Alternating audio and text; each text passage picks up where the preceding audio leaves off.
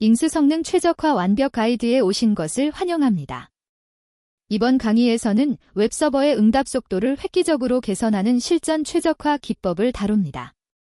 캐싱, 압축, 연결 관리 등 핵심 전략을 배워보세요. 참고로 이번 강의에는 학습 내용을 점검할 수 있는 퀴즈가 7개 포함되어 있습니다. 오늘 학습할 내용을 살펴보겠습니다.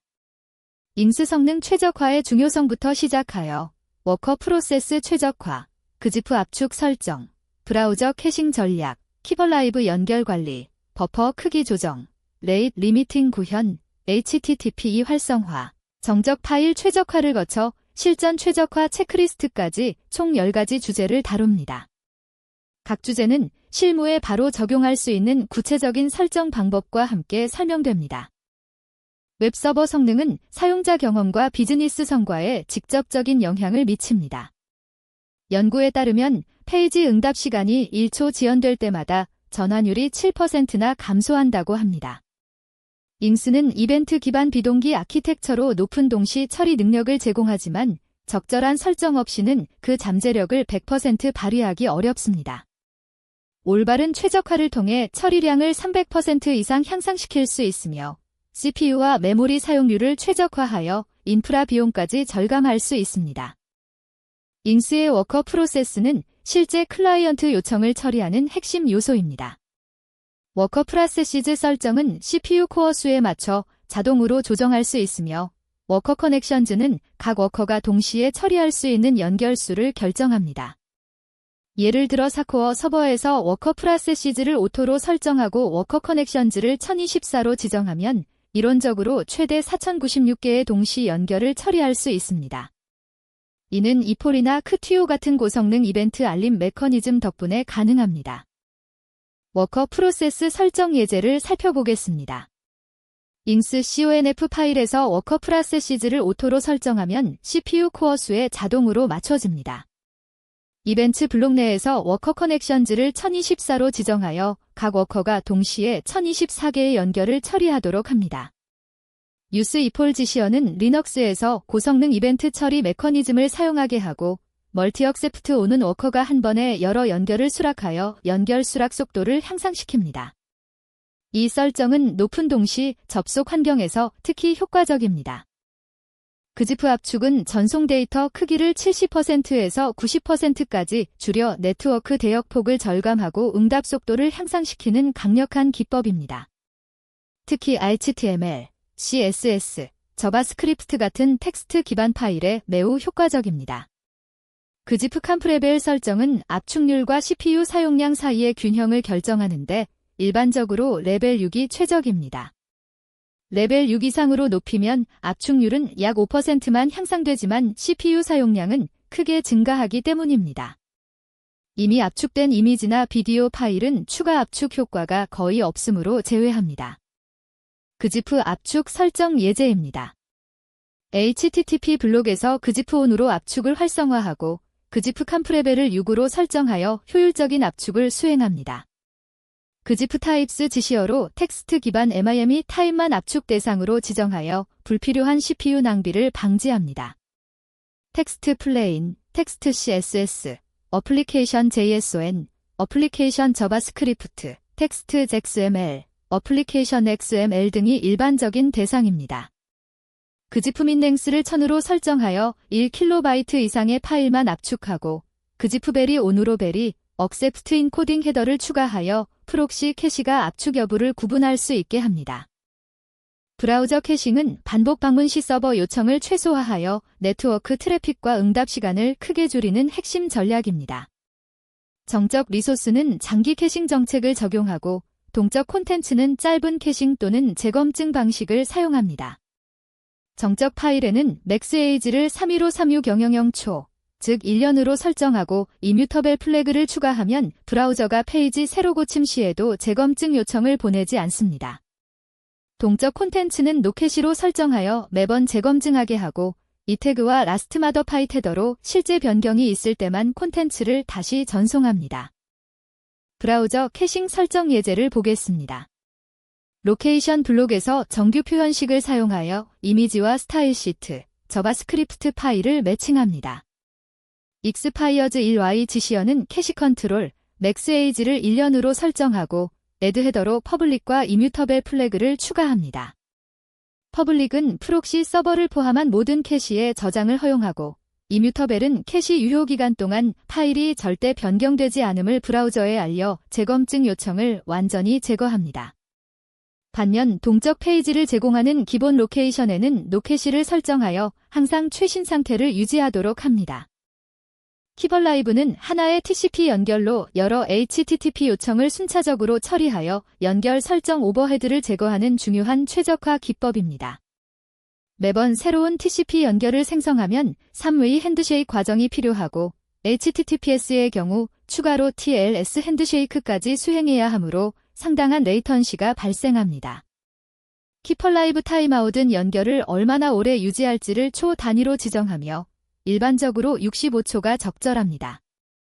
키퍼라이브 리퀘스트는 하나의 연결에서 최대 몇 개의 요청을 처리할지를 결정하며 100 정도가 권장됩니다.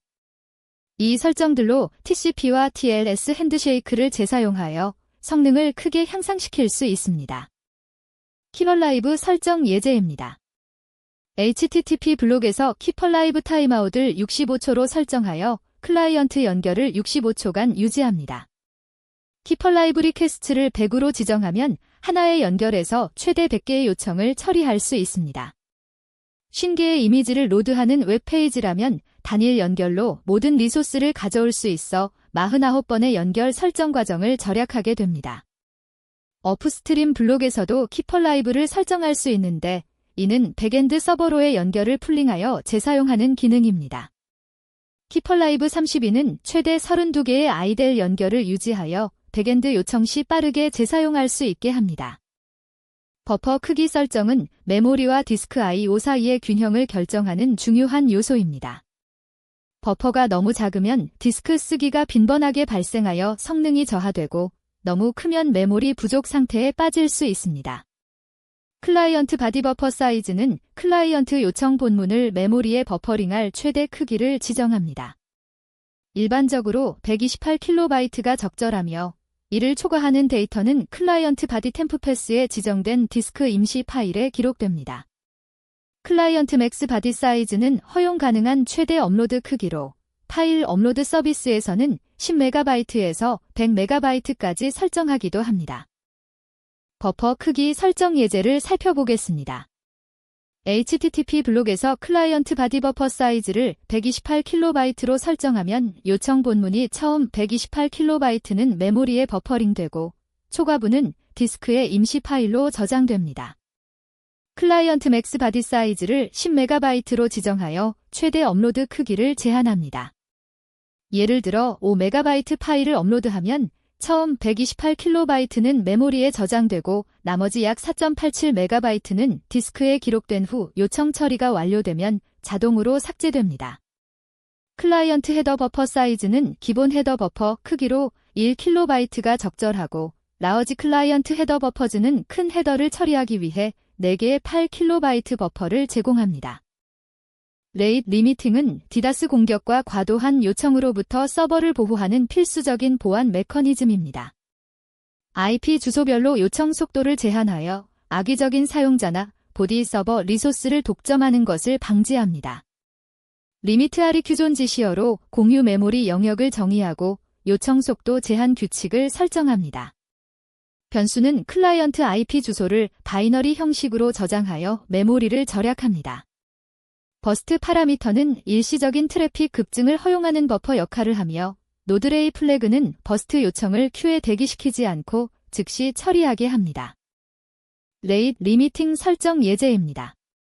HTTP 블록에서 리미트 아리큐존 지시어로 API라는 이름의 10MB 공유 메모리 영역을 생성하고 클라이언트 IP별로 초당 10개 요청 속도 제한을 설정합니다. 서버 블록의 JPI 로케이션에서 리미트 아리큐존 JPI 버스트 지신 노드레이를 적용하면 기본적으로 초당 10개 요청을 허용하되 일시적으로 20개 추가 요청을 버스트로 허용합니다.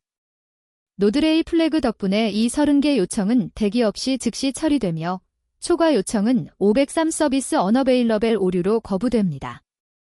10MB 메모리는 약 16만 개의 IP 주소 상태를 저장할 수 있습니다.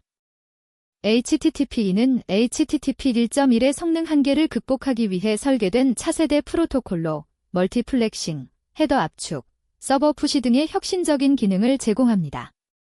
멀티플렉싱은 단일 TCP 연결 내에서 여러 요청과 응답을 동시에 전송할 수 있게 하여 HTTP 1.1의 헤드 오브 라인 블락킹 문제를 해결합니다. HPHK 헤더 압축은 반복되는 헤더를 효율적으로 압축하여 네트워크 오버헤드를 줄입니다.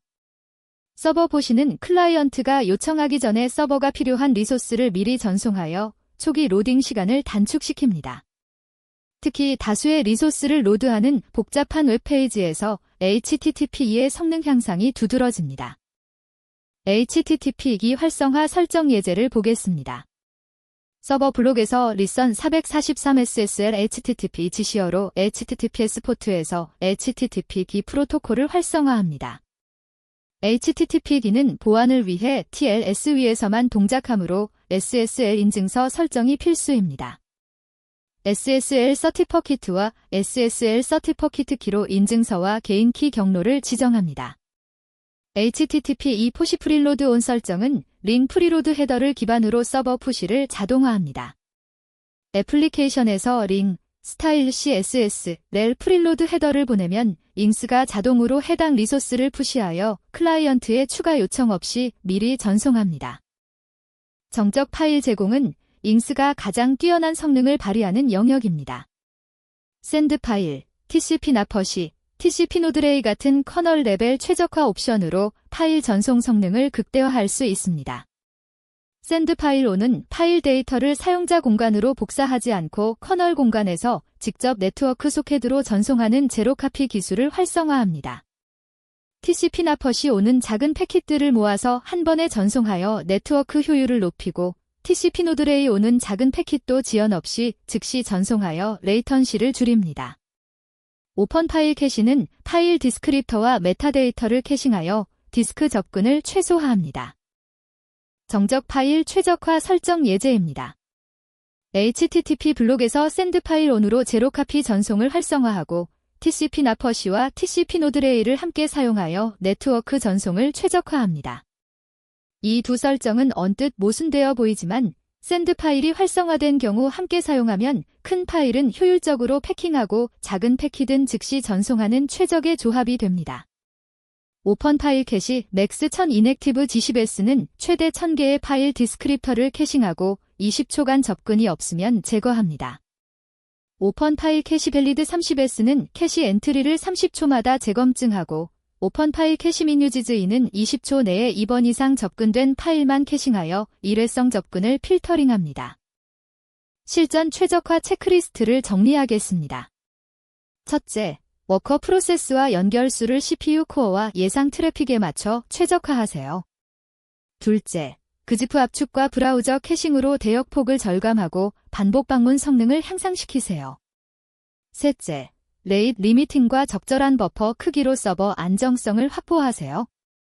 넷째, 키퍼라이브와 HTTPD를 활성화하여 연결 오버헤드와 레이턴시를 감소시키세요. 다섯째, 정기적인 성능 모니터링을 통해 병목 지점을 파악하고 지속적으로 튜닝하세요. 잉스의 억세스 로그와 에러 로그를 분석하고 잉스T 명령으로 실제 적용된 설정을 확인하는 습관을 들이시기 바랍니다. 첫 번째 퀴즈입니다.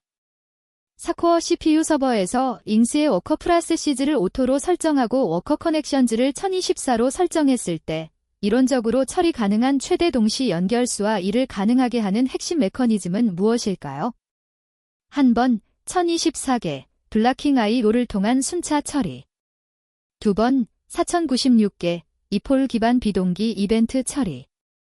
세 번 8192개 멀티 억세프트를 통한 연결 배가. 네 번 2048개 워커당 2개의 스레드 풀 활용. 잠시 생각해보세요. 정답은 2번입니다. 4개의 워커 프로세스 곱하기 각 워커당 1024개 연결은 4096개의 동시 연결이 가능합니다. 이는 이폴, 리넉스 또는 크티오, BSD 같은 고성능 이벤트 알림 메커니즘을 사용한 비동기 이벤트 기반 아키텍처 덕분입니다. 블라킹 아이 조는 잉스가 사용하지 않는 방식이며 멀티억세프트는 연결 수락 속도를 높이지만 최대 연결 수를 증가시키지는 않습니다. 워커 프로세스는 단일 스레드로 동작하며 이벤트 루프를 통해 수천 개의 연결을 동시에 처리합니다. 두 번째 퀴즈입니다. 그지프 압축에서 컴프레션 레벨을 6으로 설정하는 이유로 가장 적절한 것은 무엇일까요? 한 번, 레벨 6이 가장 높은 압축률을 제공하여 대역폭을 최대한 절약할 수 있기 때문. 두 번, 레벨 6 이상에서는 보안 취약점이 발생할 수 있기 때문. 세 번, 압축률 향상 약 5%과 CPU 사용량 증가 사이의 균형점으로 실무에서 가장 효율적이기 때문.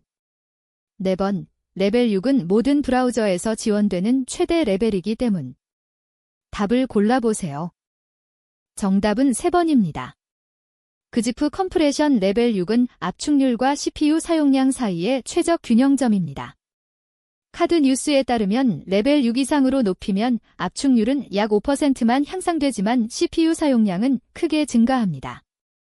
레벨 9가 최대 압축률을 제공하며 보안 취약점이나 브라우저 지원과는 무관한 설정입니다. 실무에서는 성능과 효율성의 균형을 위해 레벨 6을 권장합니다.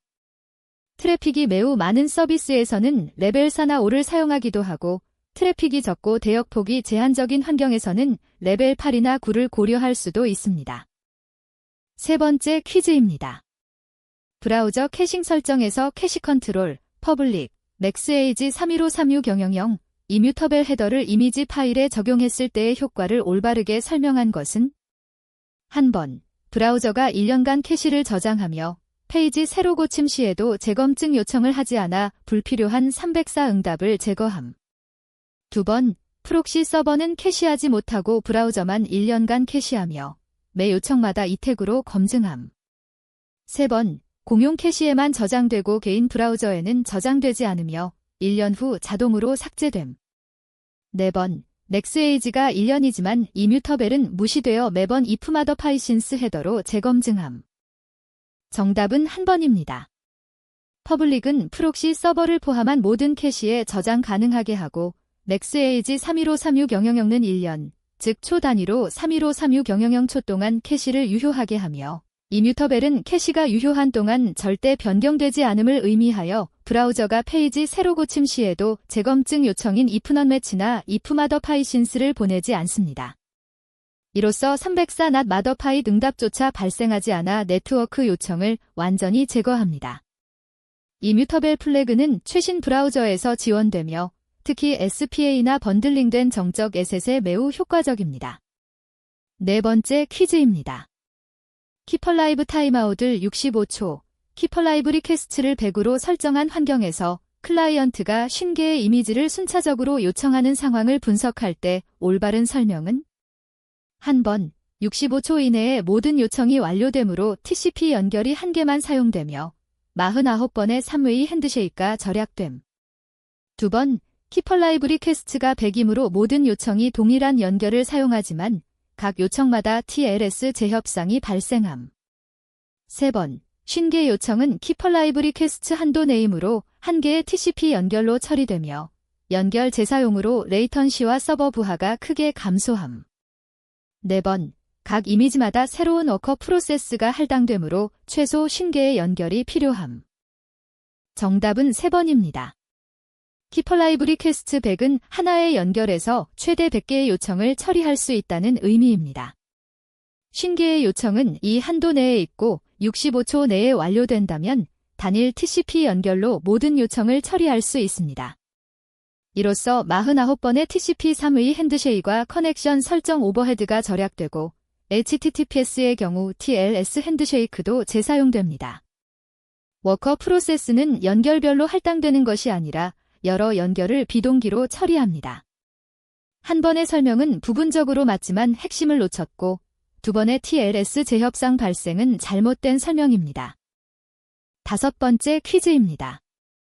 레이트 리미팅 설정에서 리미트 REQ 존 JPI 10m 레이트 시발데스과 리미트 REQ 존 JPI 버스트 G10 노드 레이 10개를 함께 사용할 때의 동작 방식은 한 번, 초당 10개 요청을 허용하되 일시적으로 최대 30개, 10-20까지 큐에 대기시키고 순차 처리함.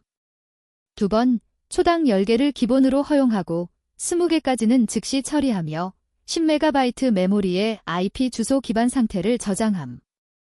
세 번, 버스트 20으로 인해 실제로는 초당 20개 요청이 허용되고 노드레이는 무시됨.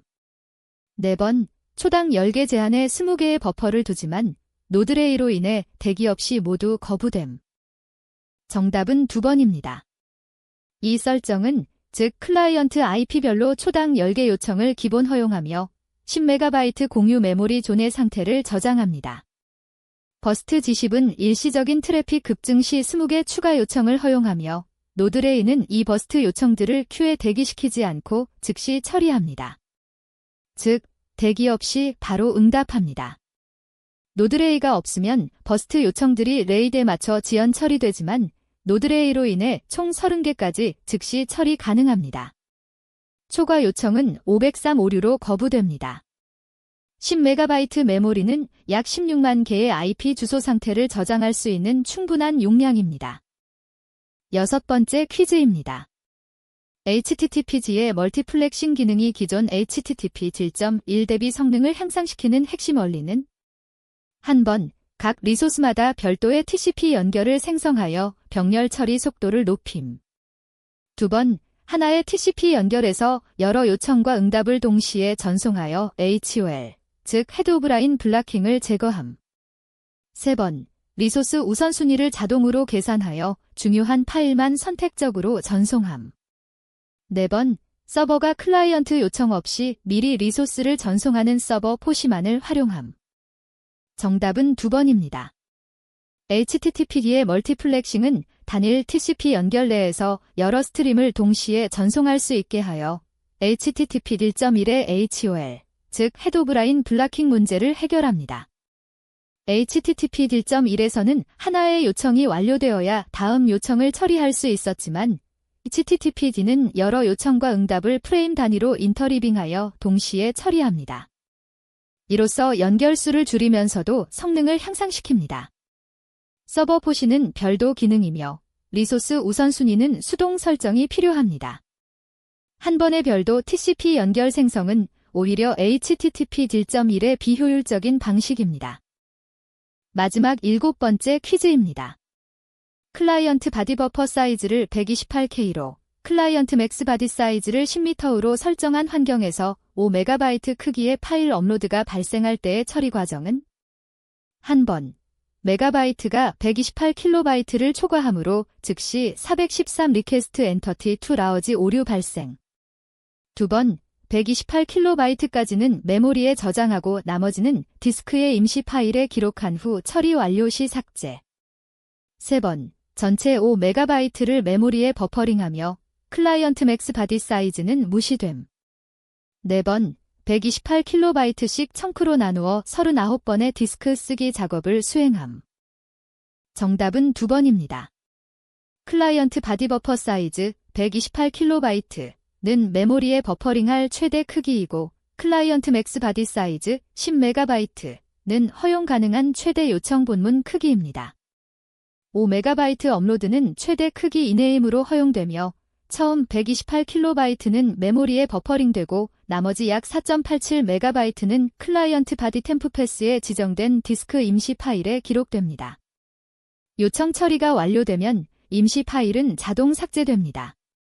이 방식으로 메모리 사용을 제한하면서도 큰 파일 업로드를 안전하게 처리할 수 있습니다. 413 오류는 클라이언트 맥스 바디 사이즈를 초과할 때만 발생합니다. 잉스 성능 최적화 완벽 가이드 강의를 마칩니다. 오늘 학습한 내용을 정리하면 워커 프로세스 최적화, 그지프 압축, 브라우저 캐싱, 키버 라이브 연결 관리, 버퍼 크기 조정, 레이트 리미팅, HTTP 활성화, 정적 파일 최적화까지 8가지 핵심 최적화 기법을 배웠습니다. 이러한 설정들을 실무 환경에 적용하고 지속적으로 모니터링하면서 최적의 값을 찾아가시기 바랍니다. 감사합니다.